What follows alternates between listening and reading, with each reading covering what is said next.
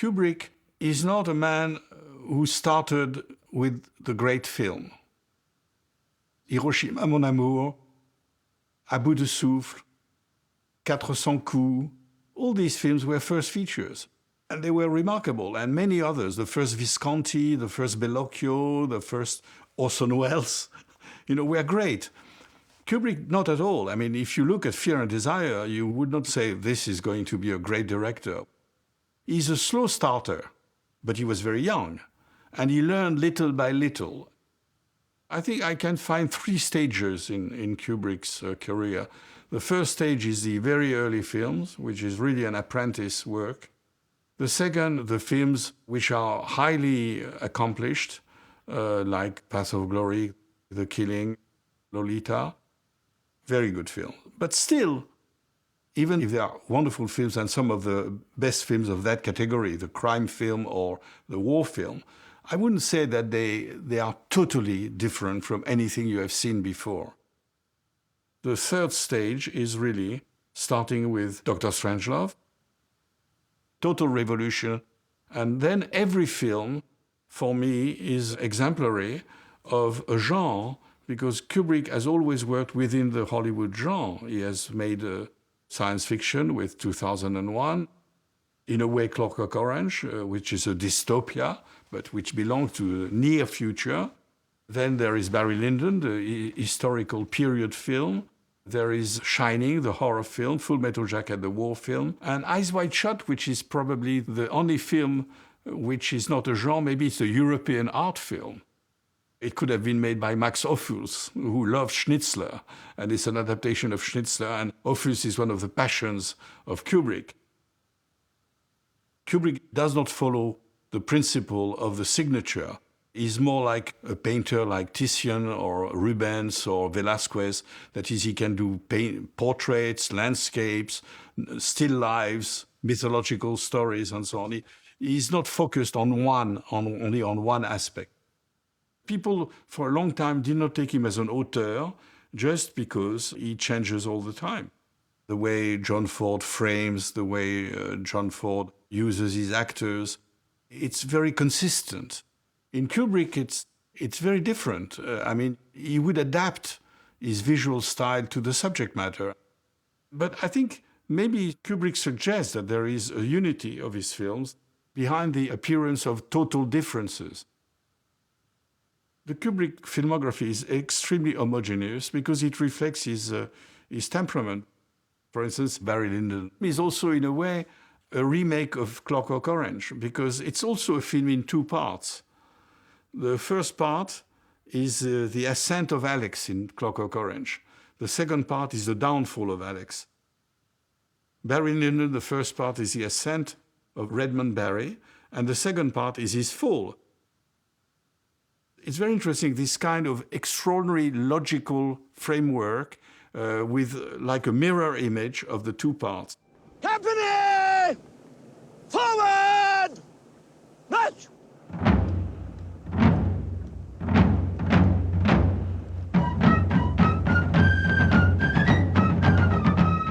Kubrick told me once that he took profit of 2 things. First, the silent cinema, which can be very quick in changing. You don't have to explain. You have one caption and you are 10 years later. So he said, I learned the economy of style from the silent cinema, and the same economy of style from commercials. In commercials, you have to tell your message in 3 minutes. And there is a condensation that he really enjoyed very much, and particularly as a photographer. He liked the idea of capsuling an image, telling something very quickly and very forcefully. To make a long story short, 6 hours after they met, her ladyship was in love. And once Barry got into her company, he found innumerable occasions to improve his intimacy, and was scarcely out of her ladyship's sight. I think that the fact that Kubrick wants to be very precise, almost documentary in his approach, like whether it is science fiction like 2001, he had all the contributions of the best experts in space travel and so on, or in Barry Lyndon, which is set in the past, where he looked at thousands of paintings of the time to recapture exactly the clothes, the sets, or the furniture of the time. Comes probably from his first activity, which is photographer and documentary. He made 2 short documentaries at the beginning of his career, Flying Padre and The Day of the Fight. But that does not exclude the visionary. A lot of visionaries have first to put their foot on the ground. They have first to have a kind of stability. Like if you fly, you need a good launching pad. So they need this kind of realism and stability for their imagination to work. And after that, you can develop a narration, you can develop a story, and so on. Kubrick has filmed only adaptations of books, except the first 2 ones, and this explains why he stuck to adaptations, because he was extremely dissatisfied with the first 2 films. He banned the first one, he didn't want anybody to see it, and he did not like very much Killer's Kiss. And I think the same as we could say that he needs a documentary approach to Fly, he needs probably, even if he was a man of great imagination, but the imagination had to come from something that exists already.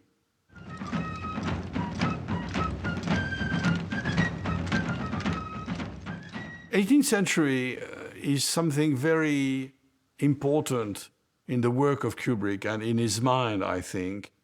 Remember, for instance, Path of Glory. One part of it takes place in the trenches, which is really barbarism, which is really the mud, it's awful and so on. And on the other hand, the generals live in an 18th century castle and they dance the waltz and so on. Beginning of Lolita, there is a painting, like a Gainsborough painting, and you have James Mason killing Peter Sellers, who is behind the painting, and the bullets go through the painting. The end of 2001 takes place in a Louis XVI bedroom, very much furnished like the pre-revolutionary period.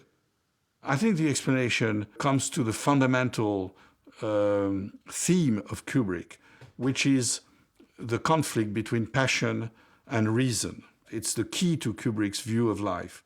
Reason is, of course, the 18th century. It's the Enlightenment, it's Voltaire, it's the rationality of Diderot, the encyclopedia, it's the mechanical duck of Vaucanson. It's a period where science and technology develop highly. So it's a period where people think that humanity has come to an apex. Humanity has come to the most refined society, Mozart and the great paintings of Boucher and so on. So that's an aspect of it, the rationality. And Kubrick is, as we know, fascinated by rationality. He's a very rational director. He wants everything to be perfect. And yet, it's also the century of sensuality, the century of passion, the paintings of Fragonard, the paintings of passionate love stories. It's Laclos, the dangerous liaison. It's Beaumarchais, the marriage of Figaro. All the psychoanalysis of Freud is to explore the way the passions submerge the intellect, that man is 90% a beast, 10% a Nobel Prize, and that the beast is always lurking there and ready to pounce on you, and nobody is really protected from chaos. So I think that Kubrick can be explained by this opposition, this very strong 18th century opposition, how a century of rationality can end up in carnage, how a brilliant society can end up in savagery. Barry Lyndon, his relationship with a stepson, creates this incredible scene where you have the concert, which is an 18th century piece of civilization with beautiful framing, and then suddenly handheld camera, eruption of the brawl on the floor, people fighting like the apes in 2001, stepfather and son hitting each other, So you have the opposition even in cinematographic style, because the beautifully composed frame and the handheld camera. But you have that scene again before in the war. They march beautifully well, like all these 18th century battles where everybody goes to the fire in total perfect order. The camera frames these soldiers going in the fields. And then you have the boxing match where suddenly the violence erupts. And in Kubrick, you have very often the symmetric compositions followed or preceded by confusion and chaos. Contrary to a number of formalists like Joseph von Sternberg or Robert Bresson, who are afraid of actors, who wants them to be dominated and even try to annihilate anything that looks like playing, making them puppets or model, as Bresson said. I think that Kubrick was in love with actors, which is rare in such a formal director who is really so much captivated by style and by photography and by mise en scène and so on.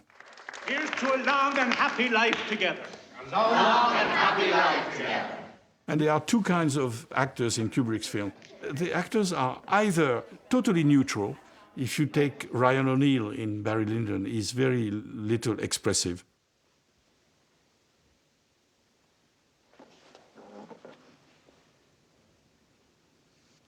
Here is my toast to you, Captain John Quinn. And then there is the exact opposite, the histrionics, the over-the-top, which also Kubrick enjoys a lot. It's like the Kuleshov effect. You understand the feeling of the actor from the juxtaposition of the shot before and the shot after. You have really these two opposite tendencies, but never the middle-of-the-road acting in Hollywood style. And I'll tell you what, Mr. Brady, I've been insulted grossly in this house. I ain't at all satisfied with these here ways of going on. I'm an Englishman, I am, and a man of property. And as for this impudent young swine, he shall be horsewhipped. Mr. Quinn can have satisfaction any time he pleases by calling on Redmond Barry, Esquire of Berryville. I think these two types of acting create a distanciation because none of them brings you immediate emotions. I'll see the boy home. So that, in that sense, he refuses the Hollywood formula, which is strictly emotional. But I would defend Kubrick as an emotional director nevertheless, because I think when people said that he was cold, that there was coldness in his approach to life, I don't agree at all. I think the films of Kubrick are highly emotional, but it is a distillation of emotion. The emotion is there, lurking, it's present, but you have to watch for it. And my argument is that Kubrick is always on the side of the victim. He's never on the side of the virility of the character. He's always on the side of the characters who are being beaten. He's on the side of Lady Lyndon when he puffs on her face. And at the end, she ends in melancholy and so on, totally lost in her castle, all by herself. Now, this goes hand in hand with another aspect of Kubrick, which people have not enough emphasized, is that the fact that he takes sides with the victims is also complemented by the fact that he satirizes the strong people. In Kubrick, the men of power are always stigmatized. The generals in Path of Glory, the politicians and the generals in Dr. Strangelove, they are being ridiculed. In Barry Lyndon, there is a captain who is looking like a buffoon. Kubrick is an anarchist. He's an anarchist who is against power, whatever religious power, military power, political power. But at the same time, because he's afraid of everything, he's an anarchist who wants stability, whereas normally the anarchist wants the destruction of the state. But Kubrick, it's in his mind.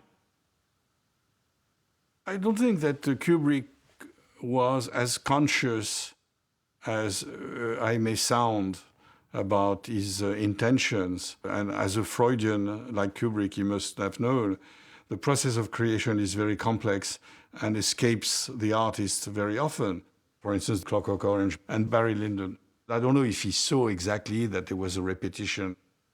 I think one of the reasons Kubrick was not so happy with giving interviews is that he wanted to protect his creativity, not only to protect his creativity towards the readers that would be somehow bound to his own interpretation. Kubrick said it, so there is no other way of looking at the films because of the word of the master. And he would not like that. He would like his films to be polysemic, to be open to all kinds of interpretations, but also because maybe about himself, not to too much think about his process, to protect his inspiration.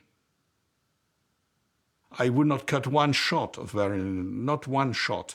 And Kubrick did not cut one shot of Barry Lyndon, which is interesting because when he showed The Shining, he cut something like 10 minutes in the film, and even after that 30 minutes in the film. First, the end of the film was cut, and then he cut for the European world version half an hour, from 2:30 to 2 hours. He cut 20 minutes in 2001 after the Washington premiere. But he never touched Barry Lyndon, and he could have, because the film was a box office flop, which means that he was very lucid about his own work, that he could really easily eradicate part of a film. It's a film that sums up life from youth to death, from rich to poor. I think Barry Lyndon is exceptional because it's the totality of life represented in 3 hours.